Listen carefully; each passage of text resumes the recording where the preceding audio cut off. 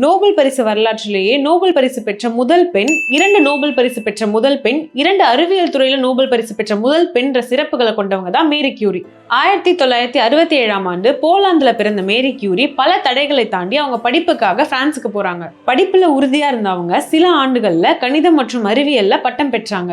தன்னுடைய முனைவர் பட்டத்துக்காக யுரேனியம் பற்றிய ஆராய்ச்சியை மேரி கியூரி தொடங்குறாங்க. முதலா 1903ஆம் ஆண்டுல மேரி கியூரி, அவங்களோட கணவர் பியோரி கியூரி, அவங்களோட நண்பர் ஹென்றி ஆகிய மூவருக்கும் இயற்பியலுக்கான நோபல் பரிசு பகிர்ந்து அளிக்கப்பட்டுச்சு. 1910ஆம் ஆண்டுல ரேடியத்தை கண்டுபிடிக்கிறாங்க மேரி கியூரி. இதற்காக 1911ல அவங்களுக்கு வேதியியலுக்கான 2வது நோபல் பரிசும் கிடைக்குது.